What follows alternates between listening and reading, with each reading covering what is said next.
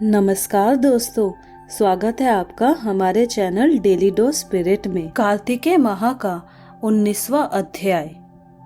श्री विष्णु मम हृदय में प्रेरणा करने वाले नाथ, लिखो महात्मा कार्तिक रखो सर पर हाथ। राजा पृथु ने पूछा, हे नारद जी, अब आप यह कहिए कि भगवान विष्णु ने वहां जाकर क्या किया तथा जलंधर की पत्नी का पतिव्रत किस प्रकार भ्रष्ट हुआ।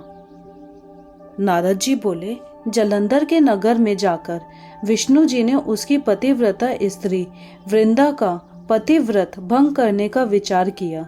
वह उसके नगर के उद्यान में जाकर ठहर गए और रात में उसको स्वप्न दिया। वह भगवान विष्णु की माया और विचित्र कार्य पद्धति थी और उसकी माया द्वारा जब वृंदा ने रात में वह स्वप्न देखा कि उसका पति नग्न होकर सर पर तेल लगाए महिषी पर चढ़ा है, वह काले रंग के फूलों की माला पहने हुए है तथा उसके चारों हिंसक जीव हैं, वह सिर मुड़ाए हुए अंधकार में दक्षिण दिशा की ओर जा रहा है। उसने नगर को अपने साथ समुद्र में डूबा हुआ इत्यादि बहुत से स्वप्न देखे। तत्काल ही वह स्वप्न का विचार करने लगी। इतने में उसने सूर्यदेव को उदय होते हुए देखा तो सूर्य में उसे एक छिद्र दिखाई दिया तथा वह कांतिहीन था। इसे उसने अनिष्ट जाना और वह भयभीत हो रोती हुई छज्जे अटारी तथा भूमि कहीं भी शांति को प्राप्त न हुई। फिर अपनी दो सखियों के साथ उपवन में गई, वहां भी उसे शांति नहीं मिली। फिर वह जंगल में निकल गई। वहां उसने सिंह के समान दो भयंकर राक्षसों को देखा, जिससे वह भयभीत हो भागने लगी। उसी क्षण उसके समक्ष अपने शिष्यों सहित शांत मौनी तपस्वी वहां आ गया।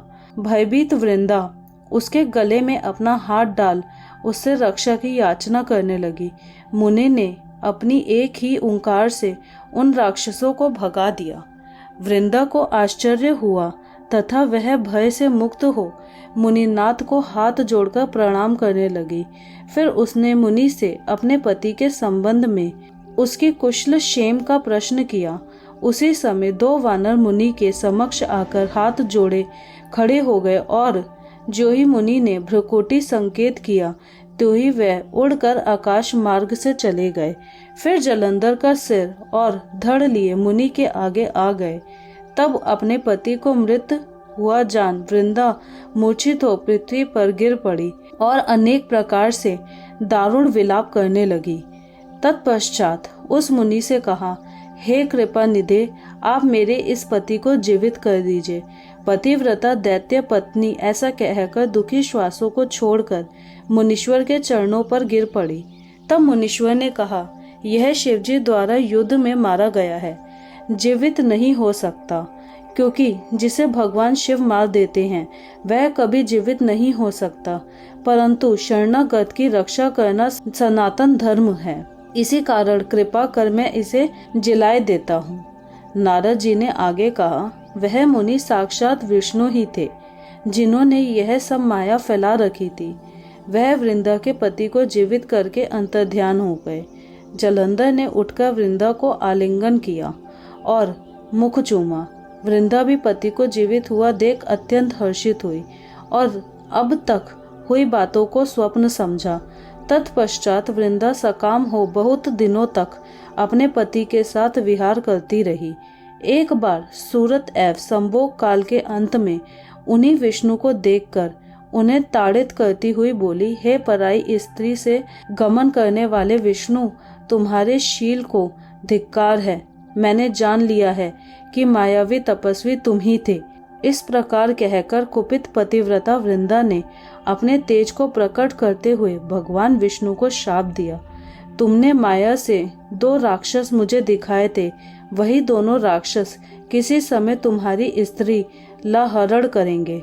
सर्पेश्वर जो तुम्हारा शिष्य बना है, यह भी तुम्हारा साथी रहेगा। जब तुम अपनी स्त्री के विरह में दुखी होकर विचरोगे, उस समय वानर ही तुम्हारी सहायता करेंगे। ऐसा कहते हुए पतिव्रता वृंदा अग्नि में प्रवेश कर गई। ब्रह्मा आदि देवता आकाश से उसका प्रवेश देखते रहे। वृंदा के शरीर का तेज पार्वती जी के शरीर में चला गया। पतिव्रत के प्रभाव से वृंदा ने मुक्ति प्राप्त करी। तो दोस्तों, यह थी 19वां अध्याय का महात्म्य। तो दोस्तों, अगर आपको हमारा वीडियो अच्छा लगा हो तो वीडियो को लाइक करके चैनल को सब्सक्राइब करना ना भूलें।